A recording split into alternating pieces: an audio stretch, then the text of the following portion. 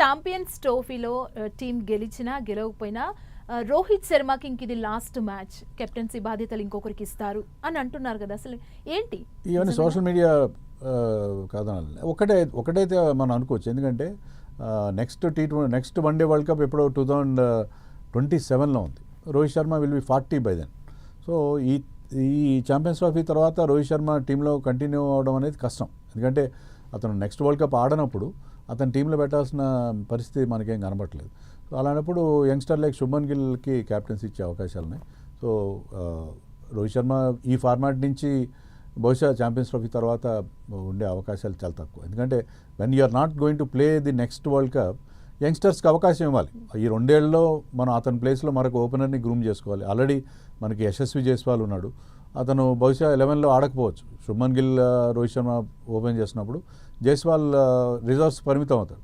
So ఈ tournament తర్వాత when you're not going to play the next world Cup, మీరు టీంలో కంటిన్యూ అవ్వడం అనేది కరెక్ట్ కాకపోవచ్చు. సో అది అతను రిటైర్ అయినా కాకపోయినా ఐ థింక్ అతను తప్పుకోవాల్సి ఉంటుంది. బట్ మనం ఎక్స్పెక్ట్ చేసేది ఏంటంటే ఎలాగైతే T20 వరల్డ్ కప్ తర్వాత రోహిత్ శర్మ అండ్ విరాట్ కోహ్లీ తమ రిటైర్మెంట్ ప్రకటించారు, అలాగే ఇక్కడ కూడా ఛాంపియన్స్ ట్రోఫీ గెలిచి మరి రోహిత్ శర్మ, విరాట్ కోహ్లీ మైట్ కంటిన్యూ. ఎందుకంటే విరాట్ కోహ్లీ ఫిట్గా ఉన్నాడు, 1 or 2 years younger than Rohit Sharma. కాబట్టి రోహిత్ శర్మ విషయంలో ట్రోఫీ గెలిచి ట్రోఫీ ఒక చేతిలో పట్టుకుని రిటైర్మెంట్ ప్రకటించవచ్చు. అంటే హార్దిక్ పాండ్యాకి బాధ్యతలు ఇస్తారు, కెప్టెన్సీ బాధ్యతలు అని కూడా అంటున్నారు. ఇందులో ఎంత నిజం ఉంది?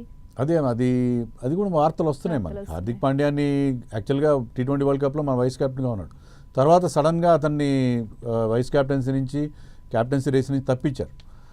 మళ్ళీ అతను తెర మీదకి ఎలా వస్తాడో మనకు అర్థం కావట్లేదు. సో చూడాలి మరి హార్దిక్ పాండ్యాకి ఇస్తారా, శుభ్మన్ గిల్కి ఇస్తారా ఏంటనేది. హార్దిక్ పాండ్యాకి ఇస్తే టీం బెస్ట్గా ఉంటుందా, శుభ్మన్ గిల్కి ఇస్తే బెస్ట్గా ఉంటుందా? మీ అనాలిసిస్ ఏంటి ఇద్దరిట్లో? నా దృష్టిలో హార్దిక్ పాండ్యా కంటే కూడా Shubman Gill is right candidate. Hardik Pandya ఏంటంటే కొంచెం అతని యాటిట్యూడ్ కానీ, ప్లేయర్స్తో అతను వ్యవహరించే తీరు, కొన్నిసార్లు అతను ఓవర్ అగ్రెసివ్గా కొంచెం మిగతా ప్లేయర్స్తో వ్యవహరించే తీరు అంత ఎఫెక్టివ్గా ఉండదేమో అని అనిపిస్తుంది నాకు. So I think Shubman Gill is a better candidate than Hardik Pandya నేను అనుకుంటున్నాను. ఓకే, అంటే ఎందుకు హార్దిక్ పాండ్యాలో ఏం మైనస్ చెప్తారు మీరు?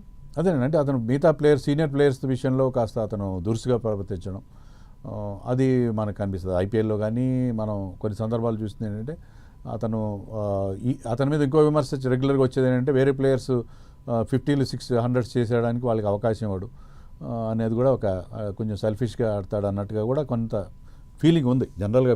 It may be correct or may not be correct.